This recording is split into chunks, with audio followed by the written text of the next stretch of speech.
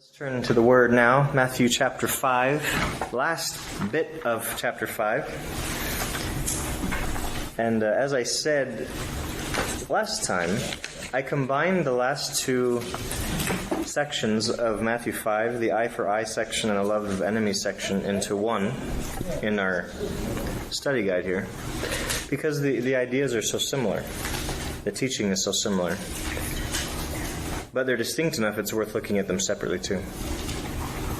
To review, we've been looking at what are the marks of maturity, whether for the Christian, if you want to say, the disciple of Jesus, or just human maturity, as being a mature person, because that's what we're becoming in Christ, is the mature humans we're meant to be. We could read through all the ones we have here, but that'd take a long time, and we want to get to what we're doing tonight. But I do hope you have one of these in your hands. You can review those.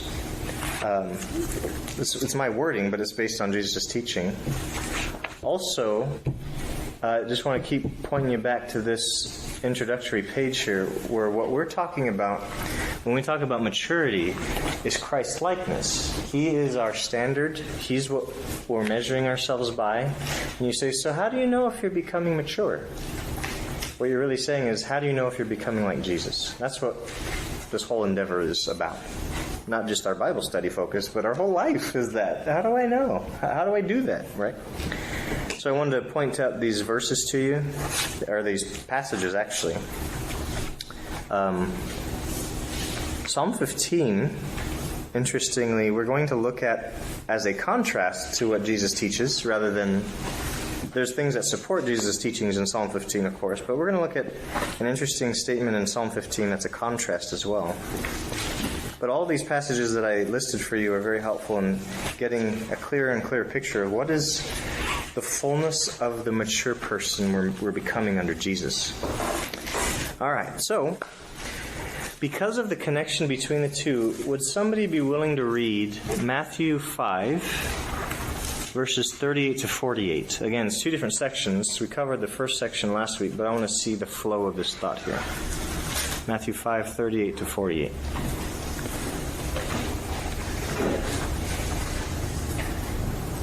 You have heard the law that says the punishment must match the injury, an eye for an eye and a tooth for a tooth. But I say, do not resist an evil person. If someone slaps you on the right cheek, offer the other cheek also. If you are sued in court and your shirt is taken from you, give your coat too. If a soldier demands that you carry his gear for a mile, carry it 2 miles. Give to those who ask, and don't turn away from those who want to borrow. You have heard the law that says, love your neighbor and hate your enemy. But I say, love your enemies. Pray for those who persecute you. In that way, you will be acting as true children of your Father in heaven. For he gives his sunlight to both the evil and the good, and he sends rain on the just and the unjust alike. If you love only those who love you, what reward is that? What reward is there for that? Even corrupt tax collectors do that much. If you are kind only to your friends, how are you different from anyone else? Even pagans do that. But you are to be perfect, even as your Father in heaven is perfect. Woo! We were all chugging along until he said that last thing, and we're like, man. Nah, we'll cover that again. The wording there is very important.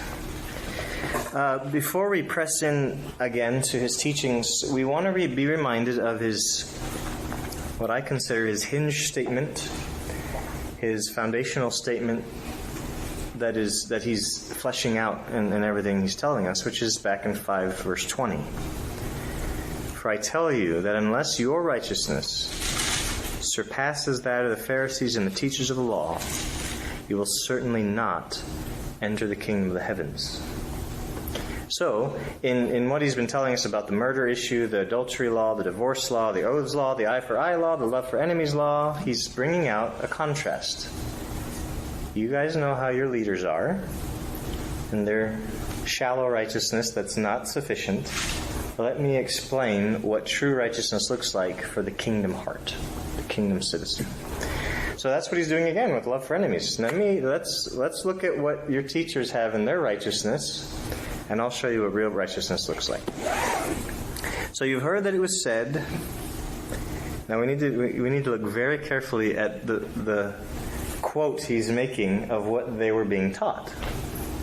So far, whenever he has quoted something they've been taught, what they were taught was from the law, right? And we could look up the scripture reference. We saw it in what Moses gave the people of Israel. But be very keenly aware of what he says they were being taught in this one. You've heard that it was said, love your neighbor, which is a direct quote, mind you, from the law of Moses. But then what does he say on the end of that? Love your neighbor and hate your enemy. Uh-oh. There is no scripture reference for that one. Do you notice in your Bible? There is a scripture reference after love your neighbor. And where does that tell you to look? What is that quoting? Probably at the bottom of your page. Leviticus 19:18. Leviticus 19:18, that is actually quotation from Moses. Notice at the end of hate your enemy, do you see a little footnote to tell you where to go? Nope, not a quote. So if Jesus is right, and he's right, they were being taught 50% truth, 50% exaggeration. Now, I use that word carefully because we're going to look at why they ended up teaching the people this way. They weren't just making things up. This was their understanding of things based on the Old Testament. But Jesus is pointing out, this is what you've been taught. Half of it's spot on. The other half is a corruption. So I want to show you the deeper righteousness, he says.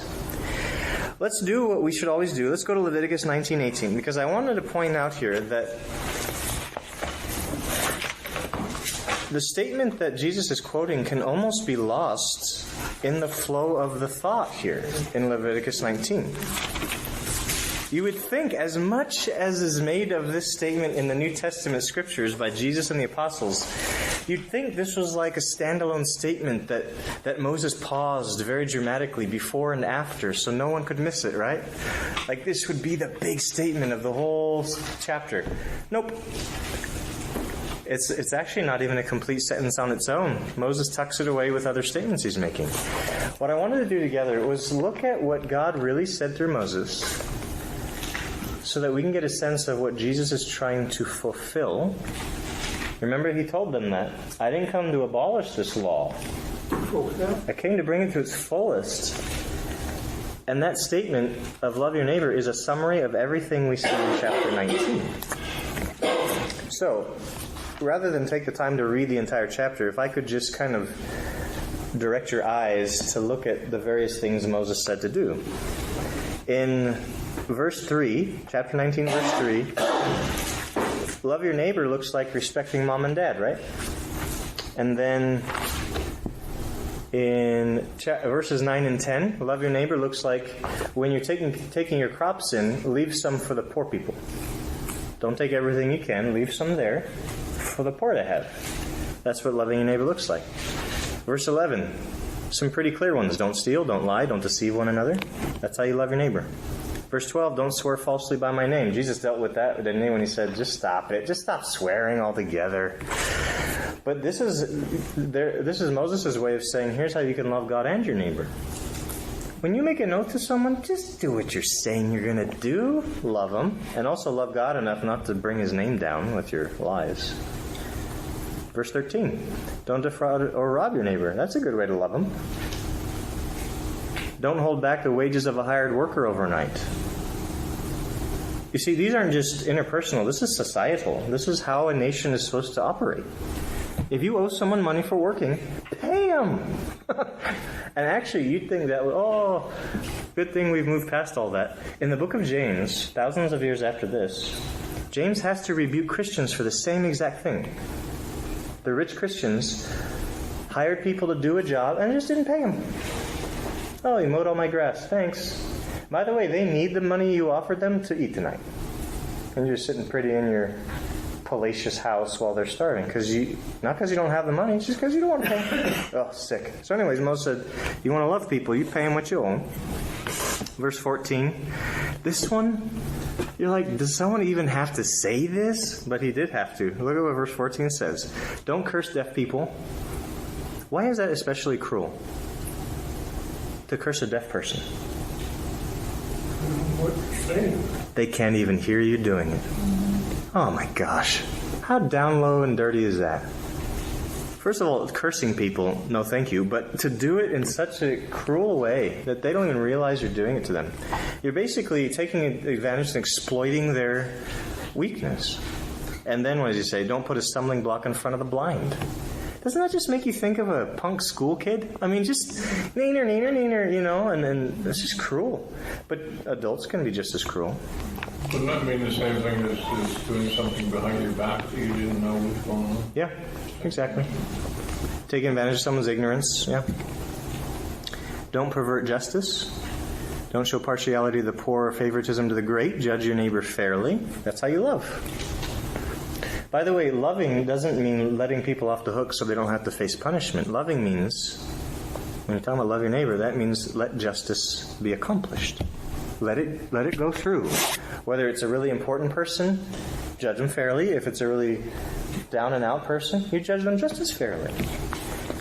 And see, we have the propensity, both propensities. That's why he had to state it. We feel really bad for the poor person or the down and out person. So when they do wrong, we're kind of like, well, what can you expect? They got a tough spot. Just let this one go.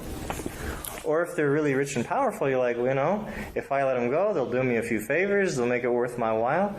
It's all right. I'll let them go. They do good, They do this bad stuff, but they also do good stuff with their money. He's like, no. Justice has to be done. That's how you love. Why is that loving, by the way?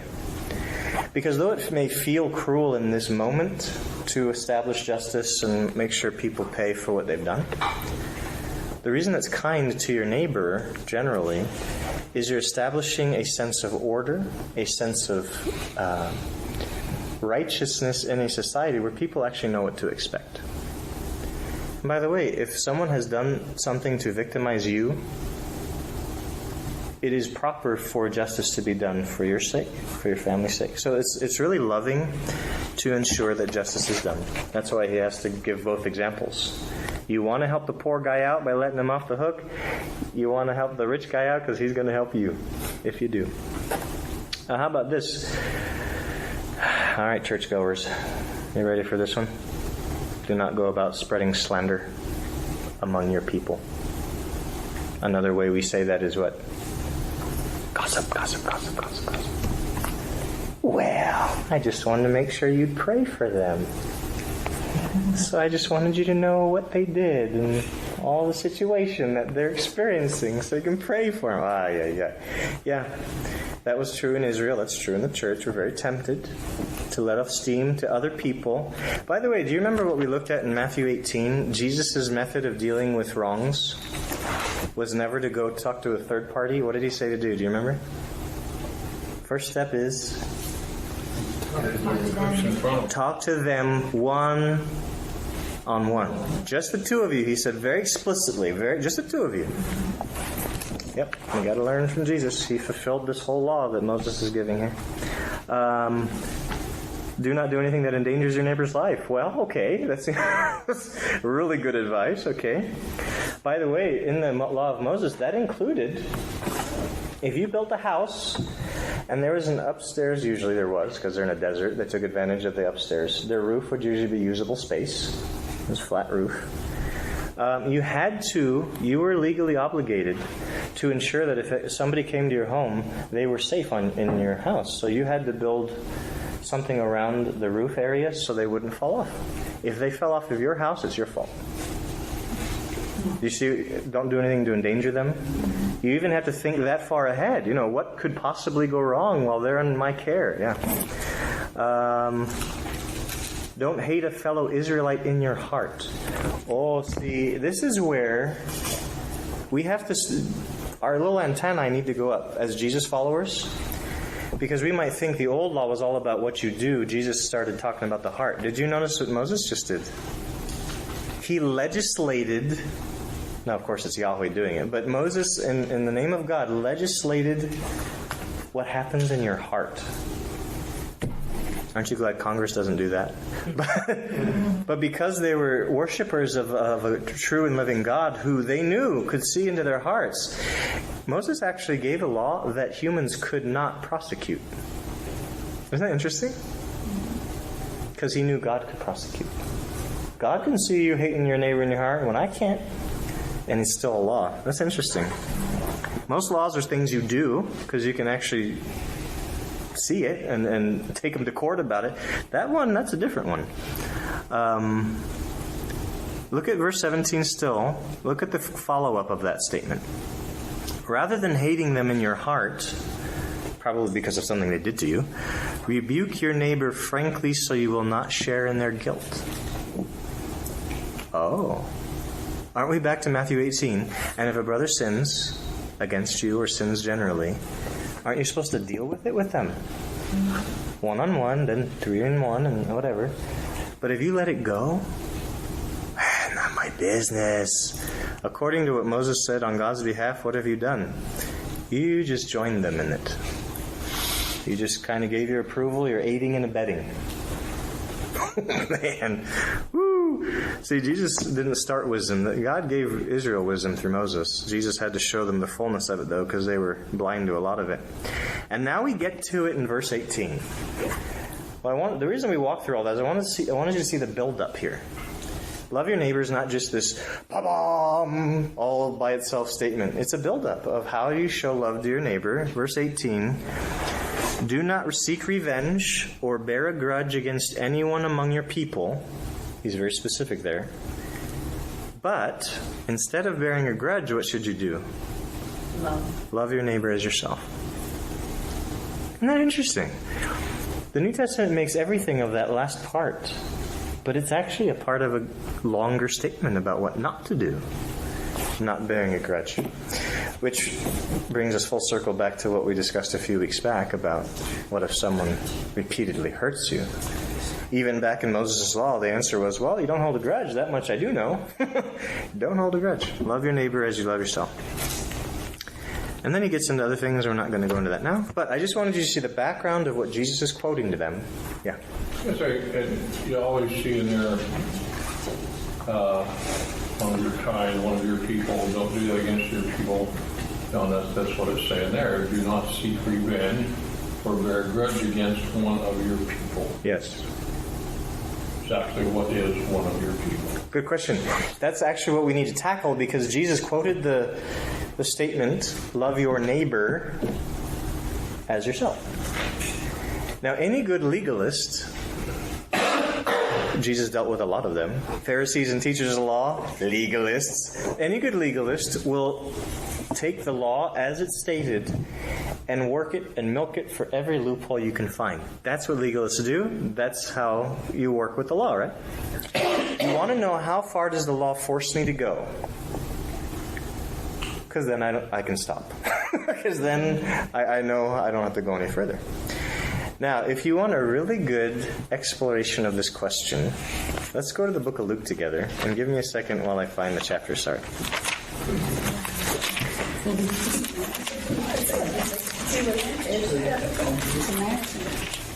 Good. Somebody said the word. What did you say? What was the word? Samaritan. There it is. The story of the Good Samaritan. If you find it before I do, just shout out the... there it is, chapter 10, Luke 10.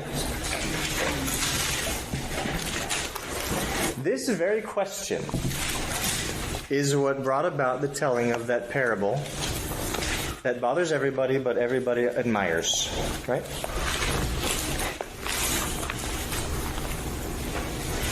That's another example, by the way, of biblical language that's made it into the popular language that is totally butchered. He was a good Samaritan, but people don't even realize what that means, and so we misuse that phrase. Anyway, so chapter 10, verse 25 of Luke here. On one occasion, an expert in the law, those legalists, an expert in the law stood up to test Jesus. Teacher, he asked, what must I do to inherit eternal life? Now, please pay attention, because this is like the question I was trying to field that one of the kids asked in our church. How am I saved, or how do I get saved, right? This is the same question.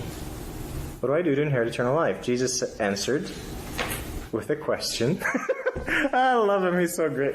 He said, what's written in the law? Mr. Expert over there, what's written in the law? How do you read it?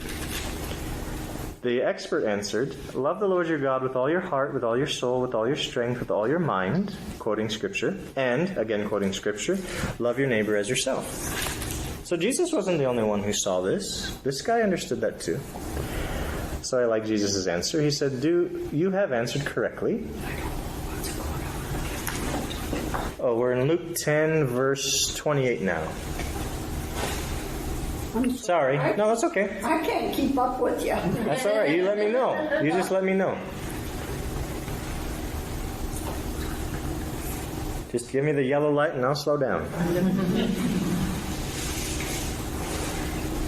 You there? Okay, so in verse 28, Jesus kind of congratulates the guy. Good job. Good answer.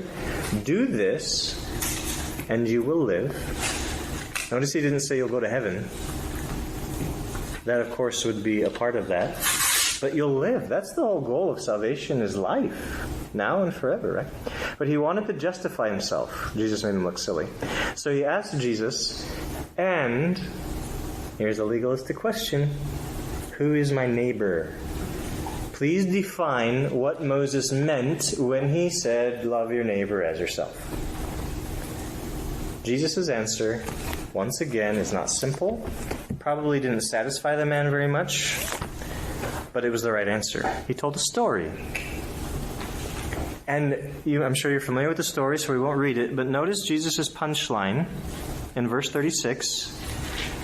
Which of these three, meaning the two religious leaders who walked around the bloody guy or the Samaritan who helped him, which of these three do you think was a neighbor to the man who fell into the hands of robbers? You see, the expert's question was, who's the neighbor to me? Jesus' answer was, to whom will you be a neighbor? Oh, burned him. And he, I'm guessing, didn't like it. Because, again, Jesus is not letting you ask, how far does the law force me to go? And then I can just sit back and cool it. Jesus is calling you into a heart condition. A heart condition. Not activities. A heart condition, right? So, if we want to take our master's cue on this, when he comes to fulfill the law, he goes beyond what Moses actually meant. Moses meant your fellow Israelite. When he said neighbor, he meant your fellow Israelite. That's why he uses the language throughout there, your own people. Or brother would be another way to translate that. Your own people. Now this is interesting because that is partly why Jesus goes on to say, you've been taught to hate your enemy. Now, we do need to be fair. In the law of Moses, it wasn't just your fellow Israelite, it was also the foreigner among you that you had to be gracious towards and generous towards. And the people who were Gentiles who left with them from Egypt, they were considered that. Strangers living among you. Foreigners who decided to join them at any time, they all were among your own people now. Now, they weren't naturally, but they were kind of grafted in now. They belong with you. So who does that leave out? Most of the world. What? Not very many. That leaves out most of the world because remember, anyone not of Israel is called the nations. We use the word Gentile, but it's meant the nations. So if you're not in this distinct group, does this law apply? Legalistically speaking, nope. Now, if you were to watch the story of the Israelites unfold, are you shocked that they perceived God's attitude to be that they should hate their enemies and love everyone in their own tent? It's not really shocking. Because remember what he told them to do to their enemies in the Promised Land? What did he tell? What were their explicit instructions of what to do to these people living in there? What? How many of them? That's right. Even the children, which is what really bothers everybody. And animals, yeah. All life snuffed out at God's command. Now, if you're not a believer, you just think, well, the Israelites were just like everyone else, and they wanted to justify why they did what they did, so they just said God told them to. If you trust what the Scriptures tell us, which Jesus did, so I will too, you understand God actually decided that. Israel didn't. In fact, Israel failed to live up to that calling. They didn't take everyone out. And probably if they'd done that, we wouldn't have all Torah. That's an interesting thought, isn't it? There's huge ramifications for what they did and didn't do back then. Yeah. Now, God did say that they weren't allowed to despise the Edomites, which are the descendants of Esau, and they weren't allowed to despise the Egyptians, because it said you were foreigners in their land. And except for the whole slavery thing, yikes, they actually took care of Israel for a long time before they became slaves. So he said, you're not allowed to hate those people. He never said to hate others, but he did very clearly say who not to hate. So do you see why they might have led to this conclusion when they looked at the whole picture? And I wanted to share with you, I'm not going to ask you to flip there just for time's sake, but if I could just give you a few statements from the Old Testament that might bother our sensitivities as disciples of Jesus. In Deuteronomy 5 and 7, God made it very clear He will strictly punish and curse those who hate Him. In Deuteronomy 32 also. In Deuteronomy 7, God also said He would inflict suffering on those who hate Israel. And it's not that great a loose a paraphrase to say God promised, I will be the enemy to your enemies if you do what I say. I will be the enemy to your enemies, which means I'll handle them. I'll make sure that they're taken care of. Not in a good way. Deuteronomy 23 is where He said, don't despise the Edomites or the Egyptians. In Deuteronomy 30, God promised this, I will curse your enemies, meaning Israel's enemies, who hate you and persecute you. I will curse them. So I started to get a sense that the Israelites might think they are worthy of hatred. Their enemies are worthy of it. Because look what God's going to do to them. God is not really being kind to them, so I guess we don't have to be. And then in Psalm 5:5, now this is David speaking of God, but listen to what he says. You hate all who do wrong. Wow. And then he says, the bloodthirsty and deceitful, you, Yahweh, detest. Okay, so if God hates them, thinks the Israelite, what? He must be right, so I guess we should hate him too. Verse 31, or Psalm 31:6, I hate those who cling to worthless idols. That's not God speaking, that's the psalmist. But again, if God hates them, I do too, because I'm with God. Do you see it? Is this not that huge a leap of logic? I hate double-minded men, Psalm 119. The wicked, those who love violence, God hates with a passion, Psalm 11. In Psalm 15, this is what I was mentioning. Psalm 15 tells you a lot about the righteous person, but notice one of the things said about the righteous person in Psalm 15:4. The righteous person despises a vile person. So if they're wicked and you're righteous, what do? You despise them. Do I not hate those who hate you, Yahweh, and abhor those who are in rebellion against you? Psalm 139. I have nothing but hatred for them. I count them my enemies. If they're your enemies, God, I'm with you. They're my enemies too. Proverbs 29. The righteous detest the dishonest, and the wicked detest the upright. Okay then. Were they all that crazy to teach, love your neighbor and hate your enemy? I think the reason it was so off what they said is they said hate your enemy. What I would sympathize more with if they said love your neighbor and hate God's enemies. That I could, translate a little bit better from the Old Testament into their teaching. But you see, this is the problem. This is what Jesus had to correct. They had corrupted those things into so you can hate your enemy. Now, thinking of the Israel nation as a whole, when they heard enemy, who do you think they're thinking of? Who's the enemy of Israel specifically in that time? Well, nowadays we'd say that, but back then, what was it? Gentiles. Specifically, which Gentiles? Who are in charge? The Samaritans. Oh, you're right. They would hate them too, but the Romans, right? Why? Because they're the Gentiles who have control over them and hold sway over them and get to push them around and force them to carry something for a mile and all of this stuff. And you have rulers who are Gentiles, like Pilate, who mixes the blood of a good Jew, patriotic Jew, with their sacrifice to God. And you have Herod, who's killing their babies. You have Herod's son, who shortly after King Herod died, slaughtered 3,000 Jews in an uprising.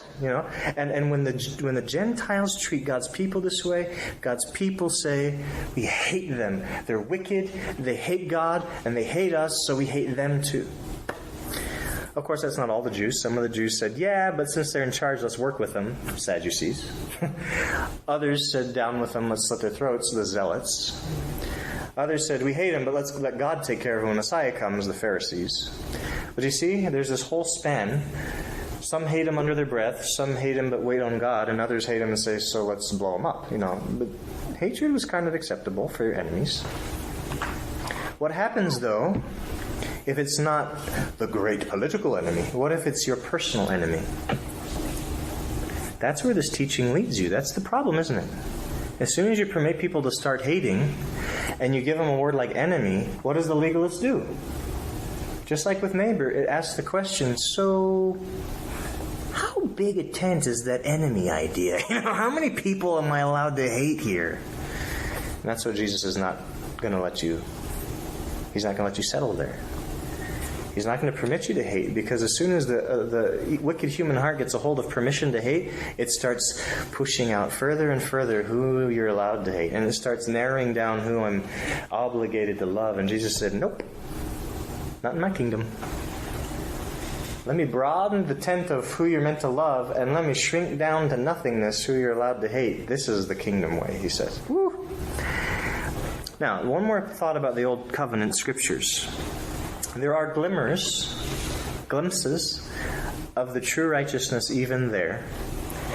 If you want to write these down, in Deuteronomy 23, verse 4, Moses commanded that if you see your enemy's donkey got loose, make sure you take it back to him.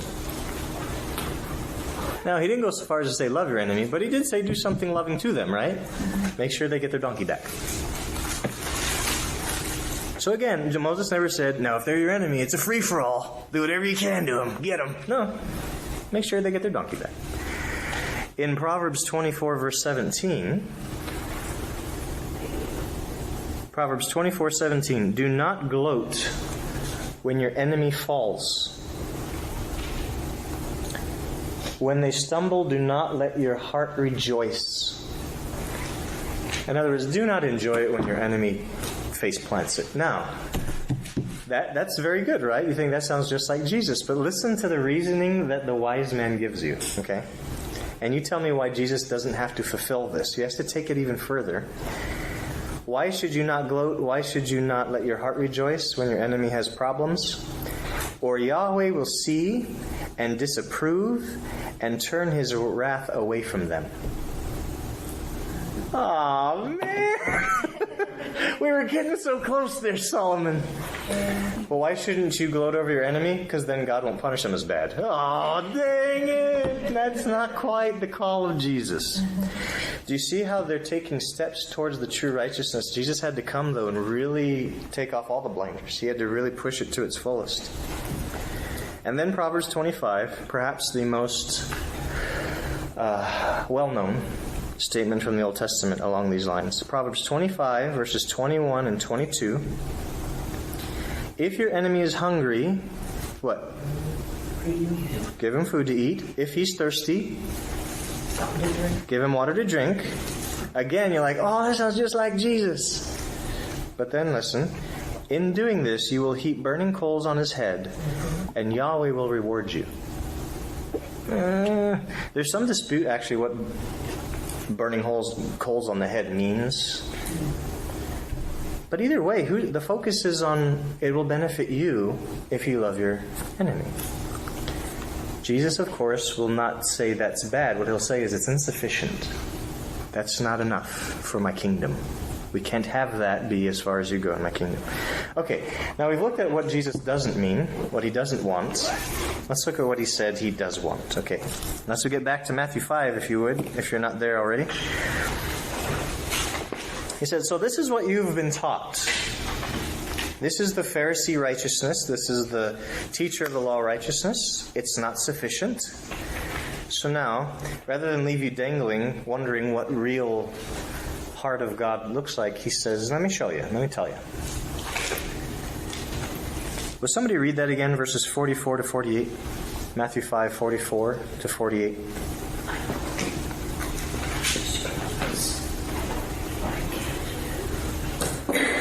But I say, love your enemies.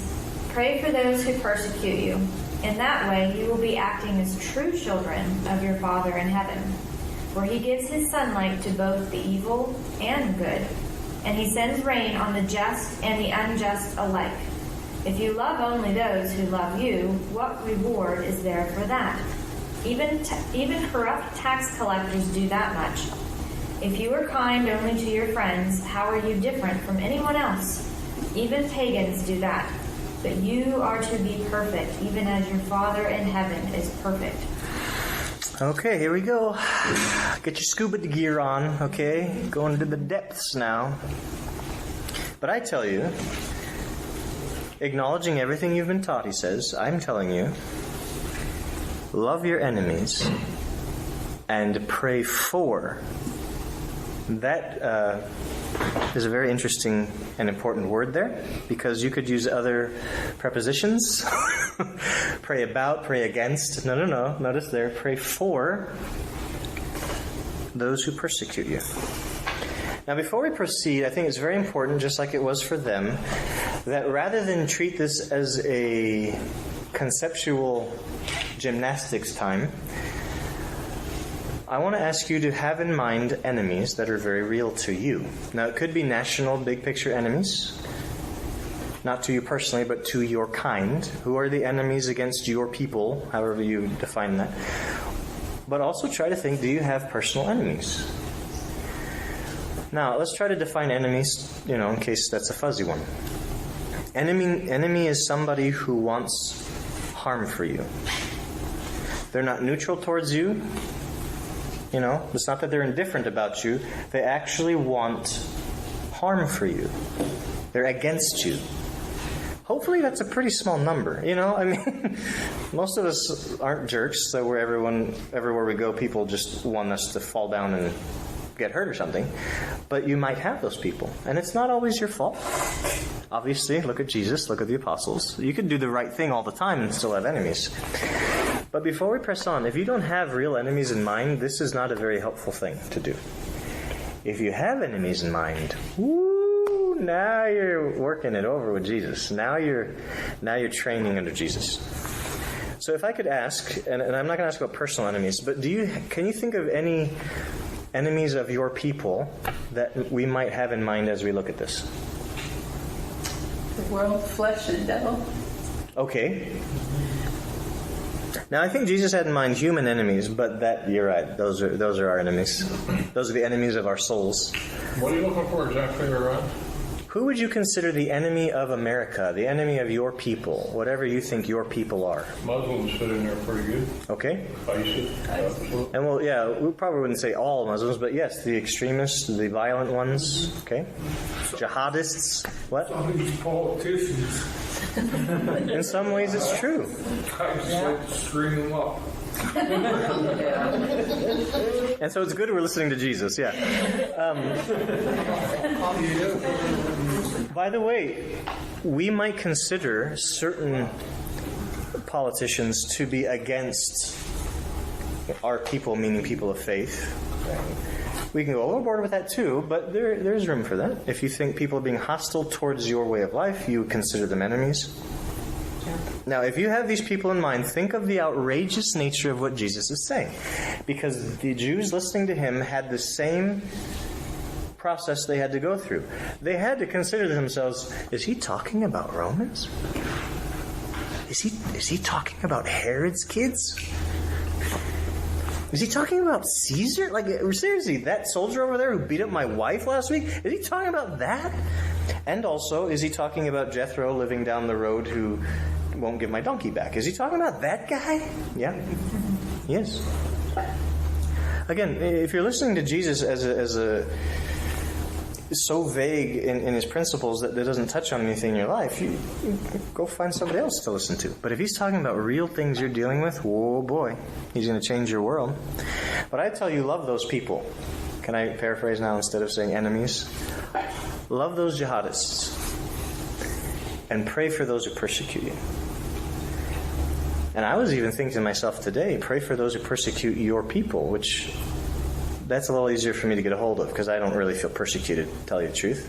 But I'm hearing the stories, I'm seeing the pictures of real brothers and sisters of mine around the world who are harshly persecuted. You know, we hear stories of people who are forced out of business, and that's real, and you don't want to take that away from people that they're suffering with that. But don't stop there. Think of people who really are losing mothers and fathers, losing children, losing heads, losing... In fact, if you go on Right Now Media, there's a series called I Am N, and you'll see the stories. People who, they don't die and they aren't physically hurt, but they have to leave town because ISIS put a mark on their house, the N.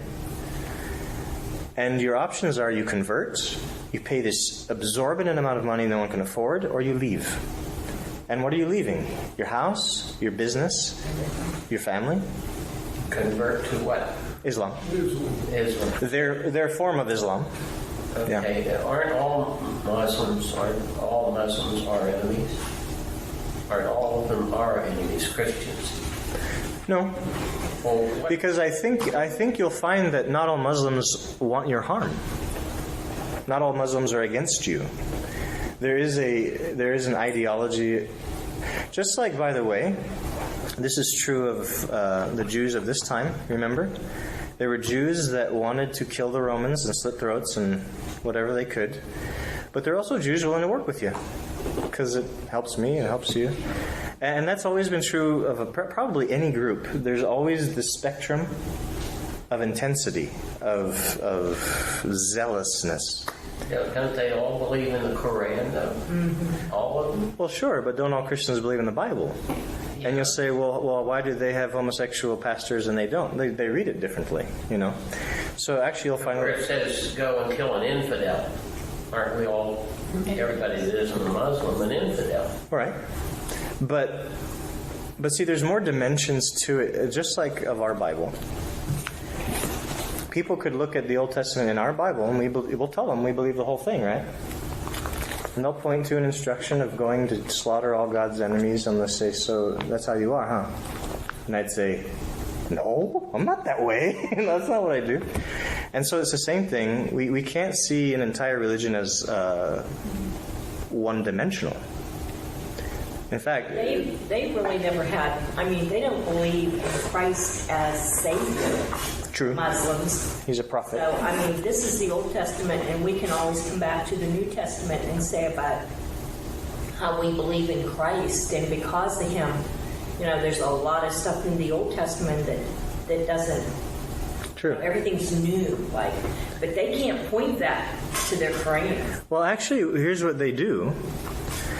They actually do believe that God can change His mind about His commands, and they'll actually, what's that? Who's God?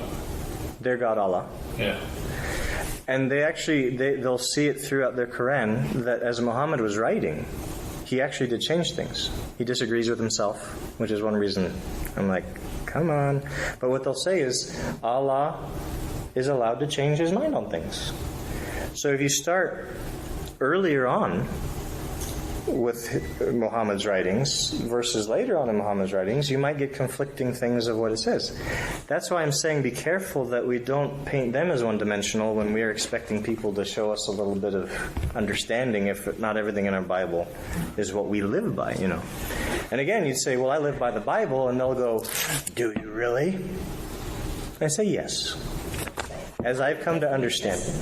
What's that? I'll say, I live by the New Testament. Yeah, and they might say, I live by this revelation of Allah, not that one, because he overrode that one or something, you know. So that's why we want to be clear. Now, if in your mind that's the enemy, then fine, think of them right now. I would caution you of doing that, but if that's who you have in mind, okay. What is Jesus saying about them either way? Your approach doesn't change. If they want you dead or they don't, what's the approach? Pray for them. Love them. Pray for them. And he didn't say pray about them. By the way, I go to the Psalms and I see David praying about his enemies constantly. But what is he praying? He's praying for bad stuff. God, take them out. Now, here's why I actually can respect what David says there. He has come far enough in his maturity as a God follower to say, I will not do it myself. I'll wait for you to do it. That's a huge step in the right direction of righteousness. And that's why God applauded that. He thought, good. Compared to what the world is doing, which is I'm going to go get him, David, good job. Abraham, good job. You're letting me handle the justice.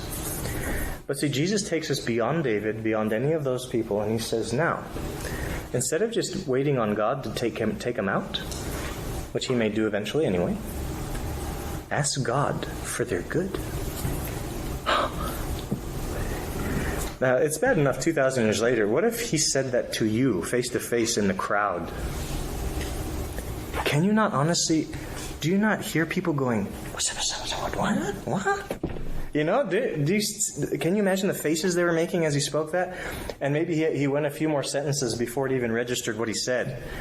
I almost imagine going, could you rewind? What did you just say? Now, the disciples of Jesus, I don't think would have had any easier time with it than the average listener in this crowd.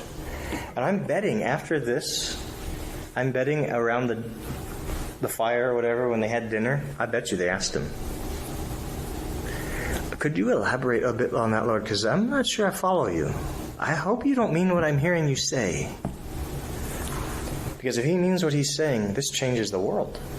Everything I see about the world is about to change.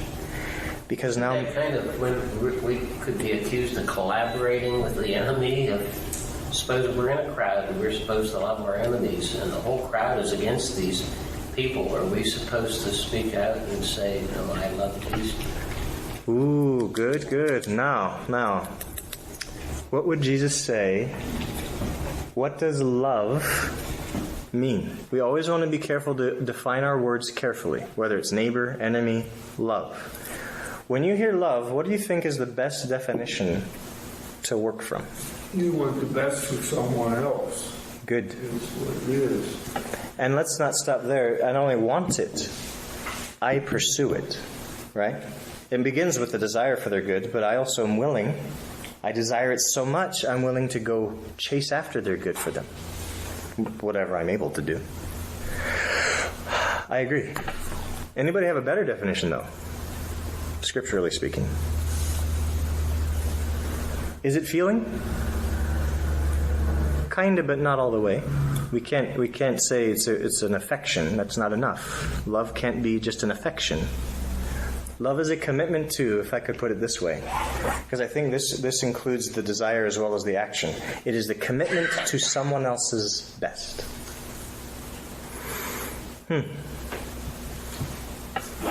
So, what do you think with George's question there? Can't you love them without participating in what you disagree with? Okay. Let's flesh that out. Can you think of an example where that would be true? Like, okay, I have friends that are gay. Mm-hmm. I love them. Would I go to a wedding? That would be a huge... I just don't know if I could do that, because that would be, I think, against what God would want. He from what I understand, despises that, because it's not his will, a man and a woman, 2 women or 2 men. So I still love them. I want the best for them. And I want them to find love in their life, but through the way God wants it. Good.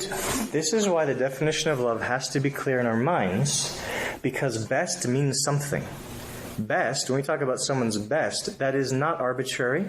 It is not subjective. So, here's where the world will misinterpret the disciple of Jesus. And homosexuality is a real clear and easy one to talk about because it's so relevant in so many ways, but it's not the only one. It's the people who are heterosexual who live together for years without getting married. It's the person who goes to work, does their job, makes a living, takes care of their family, but they're token on the whatever, they're getting drunk a few times a week. It's whatever it is, right? You dearly love this person, and you want what's best, underline, bold, italicize, box around that word, best. Now we have to think and go to Jesus and say, Master, what does best mean for them right now in this situation? What is not best for them in that scenario is that they marry each other. That's not best for them. It's what they want, yeah. And by the way, we all want things that aren't best for us. Amen. Let's not stand on our high horse and say, you want it, but it's not best for you. And they're like, you too. Okay, so let's humble ourselves here. So if they invite me to participate, is it actually true that I'm loving them if I go along with it? No, because I'm actually encouraging them to embrace something that's not best for them. That's not love. So, this is a good question of what does love look like? What does love mean when you're in interacting with a person who's embracing something that's not best for them? But you know what also doesn't mean? It doesn't mean that I shout at them about it. Because I'm not sure how that serves their best interest either. Because I know myself well enough to know that if you shout at me about something, I'm far less inclined to listen to you. And if what you have to say is important to me and my welfare, doing something to shut me off from hearing you is not loving at all. You're working against my best, right? This definition of love, I think, will help us answer so many questions. What is best? But the definition of best has to be my master's definition of best. Not even mine will do. My definition of best won't even do it. It has to be his. And his word has to be what I base that on. The vision of what's best is what he's told me. So that's why I can conclude that going out drinking with you, if I know that you go too far with it, that wouldn't be loving. I love being with you. I value you as a person. I want to spend time with you. But if I do this with you, it's working against your best. I can't do it. But I will invite you to go to McDonald's with me and let's get a Coke. Because the time with you I want. I want what's best for you. Not even drinking Coke is best. But, we'll take it in degrees here. But notice, and lest Jesus leave any room for misunderstanding, notice how he worded this. Love your enemies, which is a very active thing. Could we say to ourselves, I acted lovingly towards my enemy, but I still burn with hatred for them in my heart? Can you do that? Is that possible? Yeah. So, quite so. In fact, there's a... Did I write it down? I thought I did. In one of my study Bibles, there's a footnote that quoted one of the writings of the time. And I thought I wrote it down for you, and now I can't find it. And basically what it said was... I keep hoping that my eye will land on it as I... No. Basically what it says was, we must hate our enemies with a quiet hatred. So where in your heart, you really want God to get them, but you don't do anything about it. It's kind of like, well, it's a step. This is good. You're not acting it out. But notice what Jesus says, lest we think that just behavior is what he cares about. He adds this, pray for the one who persecutes you. You cannot pray for someone and truly hate them, because that's not an honest prayer now. You have to pray for yourself for God to change your heart. Yes. And as Brandy testified, sometimes the act of doing it is a part of his process of changing me. If I'm going to genuinely pray for someone's best, for God to do a good for them, and they're my enemy, that's a mark of maturity. That's a mark of maturity. I think you can truly hate what the person is doing or has done to you, but not necessarily hate the person. I think that gets a little confusing sometimes. Yes. If you hate what they do, then you naturally think you hate them, but that's not always the case. I think as a Christian, I think you can not hate that person, maybe not love that person either, but not hate that person, but truly hate what they've done or what they're doing. Yeah, let's. So that, I think, allows you to pray for that person, for change of heart for that person. Yeah. Let's dwell on this for a second, because as true as this is, this also gives the legalist a lot of wiggle room to totally avoid what Jesus is teaching us. I'm not saying you're doing that, but I know of this. I perhaps have done it. If I think carefully enough, which I don't want to do, I'd probably find out I've done this too. It is a slogan, hate the sin, what? Love Love the sinner. Yeah, I love sinner.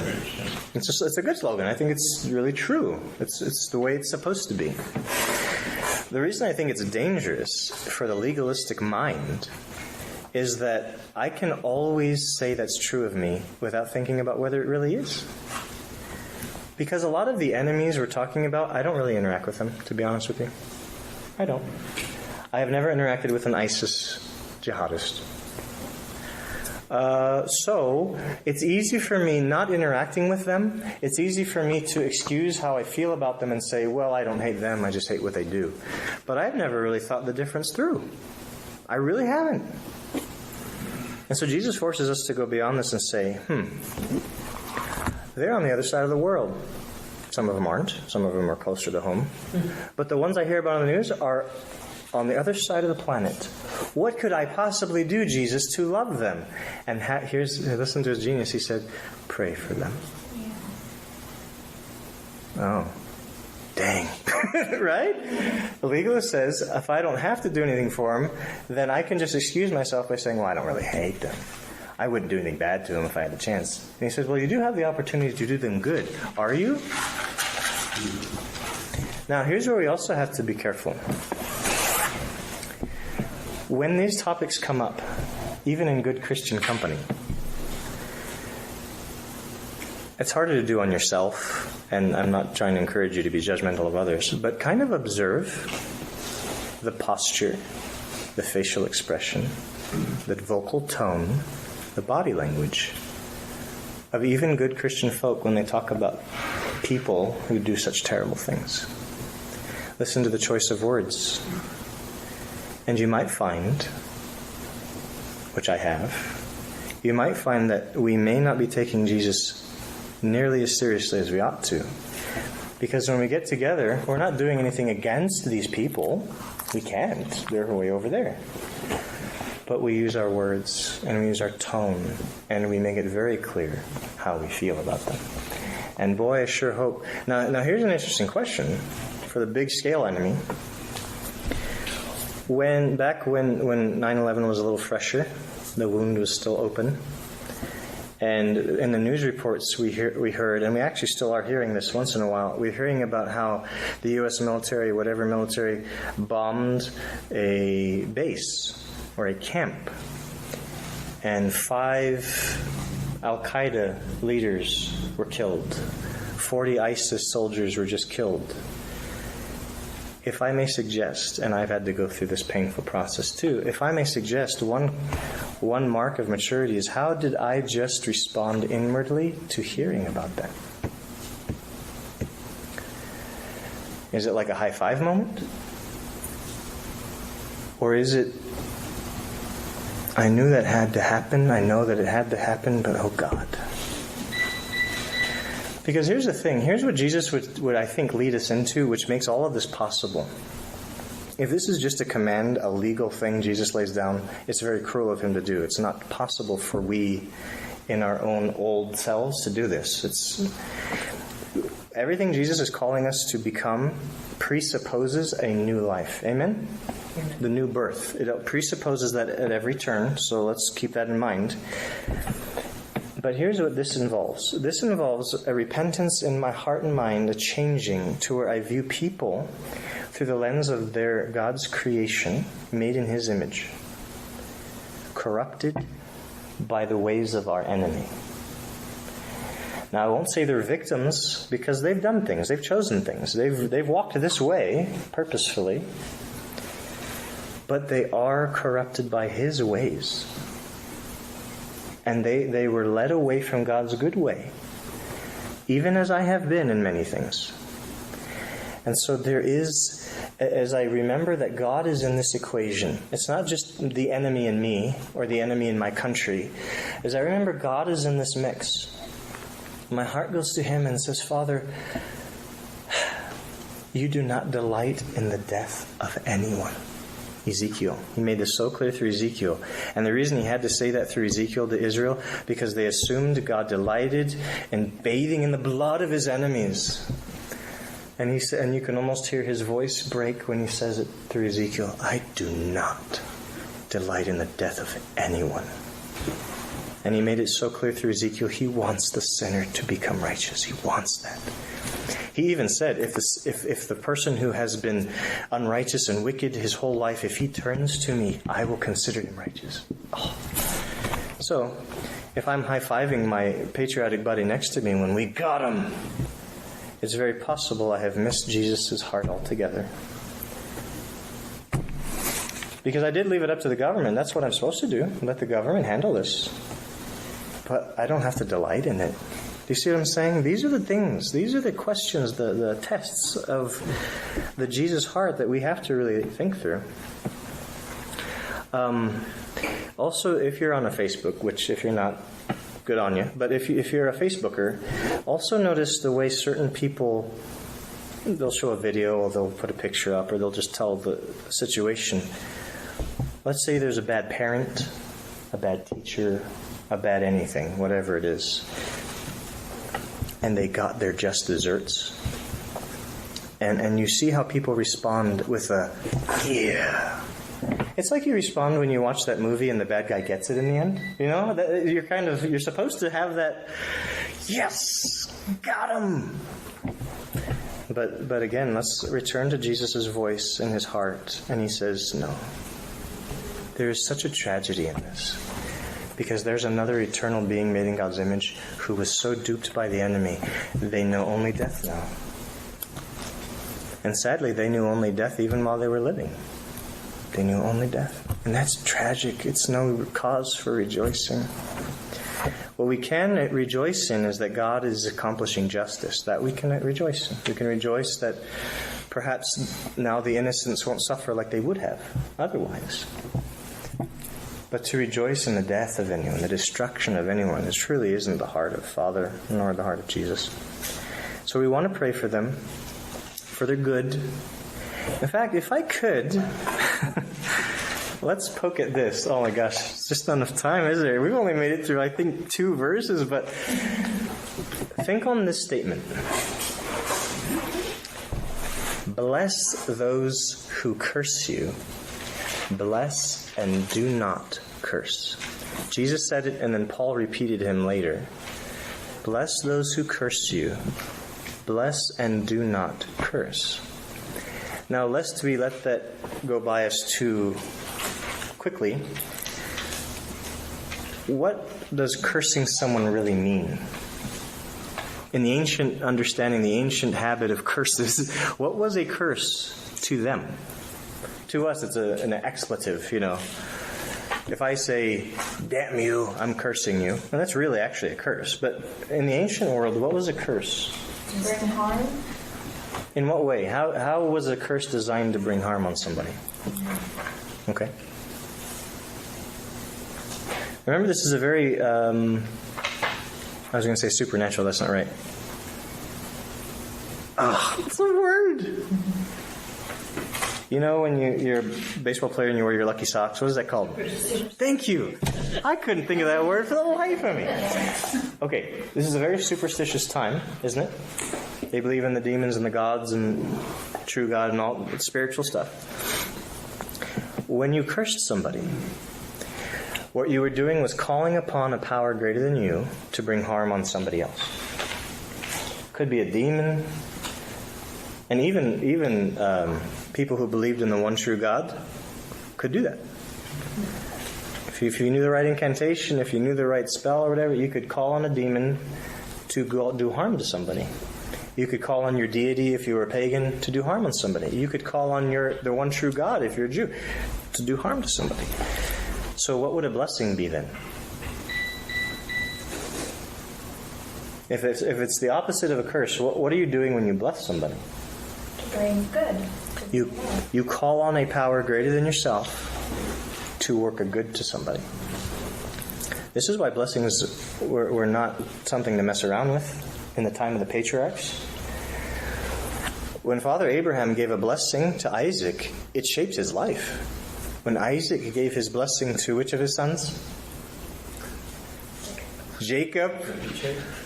It shaped his whole future, and that's why Esau was ready to kill that guy. Took my blessing and my birthright, you jerk. And then when Jacob blesses his 12 sons in Egypt, it shapes their whole life, right? The blessing is powerful. So think about this statement again, keeping that in mind. Bless those who curse you.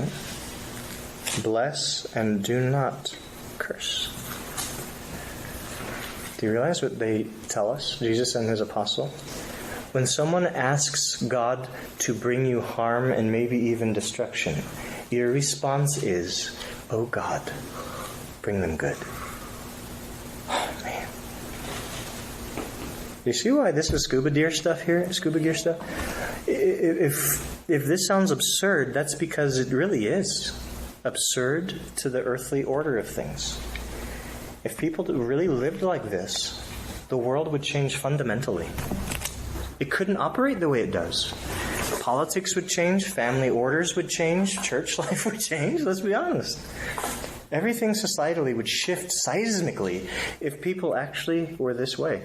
Which, by the way, might I just excitedly remind you, this is why the kingdom in its fullness will be so deeply satisfying forever.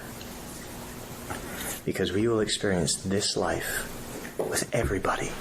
Everyone will be this heart, this way, this life, because they finally got it. The King is right. And the love will be the air we breathe. It'll be the food we eat, not literally, but it'll be what we live by. That's why, when asked, what is the greatest command? Jesus, being wise like he is, being sensible like he is, could only give one answer. It's love. This kind of love. So, okay, 5 minutes. So, I don't want to zoom through it. We may come back to it, but just so that we can say we walked through Jesus' logic here. We don't want to shortcut his logic. Notice what he says in the end of the sentence is verse 45. Love your enemies, pray for those who persecute you. Why? So you may be children of your Father in heaven. Notice he didn't go with the Old Testament track of he'll reward you. That's coming in a second. He starts with, your primary reason for being this kind of person is because you want to be like Daddy. You want to be like Abba. You want to be like him. This is a change, isn't it, from what we saw in the Old Testament? In the Old Testament, the reason you love your enemies is because it helps you and it makes sure God will get them. Jesus says the reason you love your enemies is because you want to be like your daddy. Because he's right. He's the right kind of person. And you want to be the right kind of person too. Then, he gives you an example of what he means. Because if you look at the Old Testament scriptures I read to you, like, well, what do you mean be like Father? God hates evil people. You know, he curses his enemies. What do you mean? So Jesus gives you a good picture of what he means. Well, let me tell you what God does for his enemies. He gives them sunshine. He gives them rain. People have, by the way, misused that and said, see, bad things happen to good people and bad people. Good things happen to good people. He's not talking about good and bad things, is he? Is rain a bad thing for them? Oh my gosh, ask California. Is rain a good thing or a bad thing? It kind of ruins your vacation sometimes, but let's face it, this is a good thing when you get rain. He's saying the sun that gives life, he gives it to the bad people too. The rain that gives life, he gives it to bad people. Could you add to the list of things he gives to bad people? Day in and day out, every single day. In fact, Paul, it kind of bothers you, but then you're glad it's true because you realize you're a Gentile, most of us. He told a bunch of pagans, who had been following lies their whole life. He said, God has been filling your lives and your bellies, he says, interesting detail, with food and mirth. God did that, he said. God's been filling the lives of pagans with good food to eat and happiness to enjoy. I think some of us would like to see God operate like he did in Egypt during the plagues, where the Egyptians had pure darkness. But over here in Israelite Goshen land, the light's shining. And over there in Egypt, there's firstborn are dying, but where we've got the blood over it, the angel passes by and we got a kid. Woo! That's not the world we live in, is it? Which is one reason why unbelievers will ask you what they do. Why is it good things happen to bad people and bad things happen to good people? What's up if God's so fair? And the best answer I have ever found is what Jesus just answered. Why is that? And you say, because God is kind. That's why. The reason good things happen to bad people is because God's so darn kind. You say, well, I wish he weren't. And then you have to stop someone and say, careful. If he weren't kind to wicked people, where would you be? Amen? Again, please, let's be honest with ourselves. We use words like wicked and good so subjectively and so comparatively. That's a wicked guy. I'm decent. So God should let the good stuff fall on decent folk like me and let the wicked ones like those people over there suffer the burn. And he says, oh, really? Really? Is that right? Then I turn to Ephesians 2 and find out, all of us followed the ways of the ruler of the power of the air. We all went the way of Satan. Even Paul included himself in that picture. We've all done that. So, you want God to be entirely just all the time, do you? Oh. When did that start, Don't you wish that the state police would catch every person who cut you off on the road? Aren't you glad they don't catch you when you cut someone off accidentally? Yeah. Justice is always wonderful when it happens to those people. If you love those who love you, what reward will you get? See, now he brings in the reward. There's nothing wrong with what the Old Testament said about that. If you want to be rewarded by Father, Jesus says he will. This is great. He loves it when you love your enemies. He'll pour on the blessing. And he says, if you only love those who love you, what reward will you get? Are not even tax collectors doing that?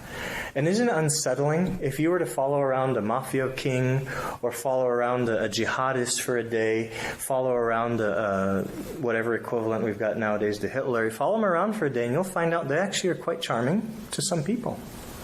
They're actually quite generous to some people in their life. In fact, they may have gone and killed all those folks because he thought it was good for them. Their own people. Jesus says, look, that's not love. That's not the kingdom love. That's earthly, wicked, self-focused love. Which isn't to say it's all bad, it's just not enough. It's insufficient. And he says, if you, notice what he said, he gives a very specific example. If you greet only your own kind. Now you can say, what is your own kind? I don't know. What is it? Is it fellow Christians? Is it fellow Steelers fans? Is it fellow Americans? Is it fellow, insert your ethnicity here? Right? He leaves it so vague, I think, on purpose, because we have your own kind in mind, whatever your own kind is. Church of Christ people, are they our own kind? If you greet only them, what are you doing more than others? Isn't it fascinating that gangbangers who will shoot somebody just because someone said to, that's the only reason they had, because that guy said shoot him, I shoot him.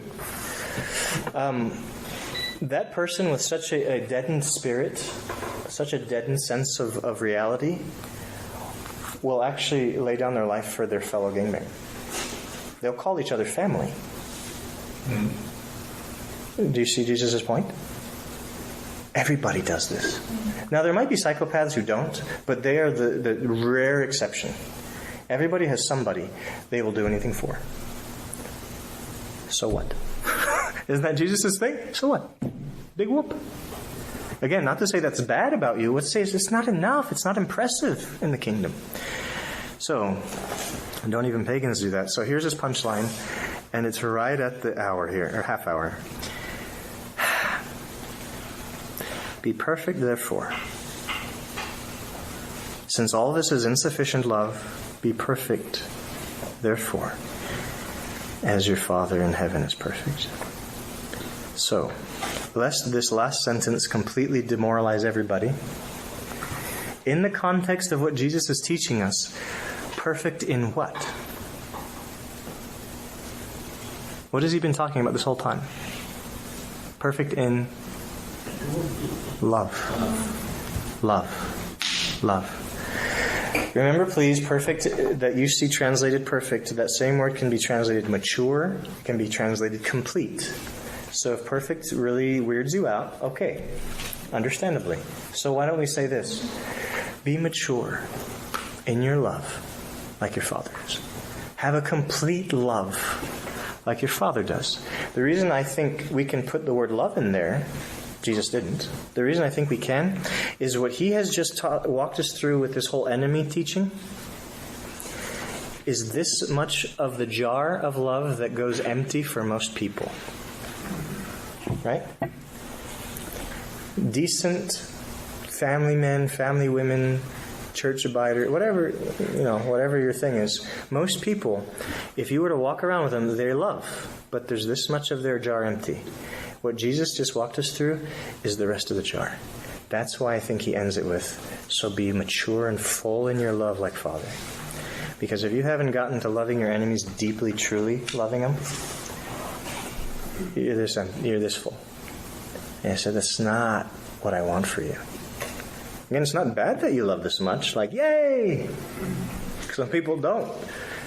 But just don't settle there. Don't park your car there. Keep on growing. Keep on pressing into the heart of Jesus. Why? Because Daddy's that way.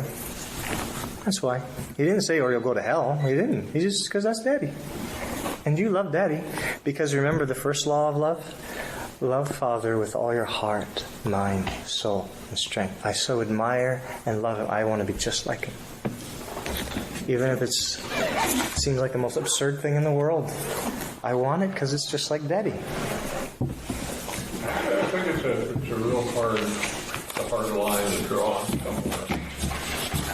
And I think that's what happens so often is I think whenever someone like ISIS or pick anyone come against us, I think as Christians, for the most part, we just lay down. And we do the love thing, and we do the forgiveness thing, we do all that, while they walk right over top of us and take everything over and take everything you've got and kill everybody you know. Even you look at God. God is loving, but He's also just. Mm-hmm. There has to be a justness in there someplace too. There has to be a place where you say, where you have to defend what's right somewhere. Well, I think this is why the counterbalance to our personal call to love the enemy is the call to respect the authorities who hold the sword for a reason. And so God has instituted governments. Governments institute their police force and their military to bring about justice in God's name. Now, they don't always do it in God's name. Because I think they've lost track of where that's supposed to be. And so now what you have is just people making those decisions not based on God at all, just based on winning. You see, I can imagine in the kingdom, here on this old earth, I can imagine a disciple of Jesus being a general in the military, which, wow, if there is such a thing, this is admirable, because that is a difficult thing. But I can imagine there being a disciple of Jesus who knows that it's right to end this threat against the innocents, and that God has granted this governmental force the right. He's delegated this right to the governmental force to accomplish that justice. That he could tearfully Again, not with the machismo high-fiving, but tearfully order that this military maneuver be done, not because I delight in the bloodbath of my enemies, but because the innocents must be protected. And oh, I wish they would give up this wickedness, but if they're going to cling to it, they have to go down with it. And see, that's why the forces of the governments do it in God's authority, because that's how God is too. I do not want their death, but if they will cling to their sin, sin has to die, so they will too.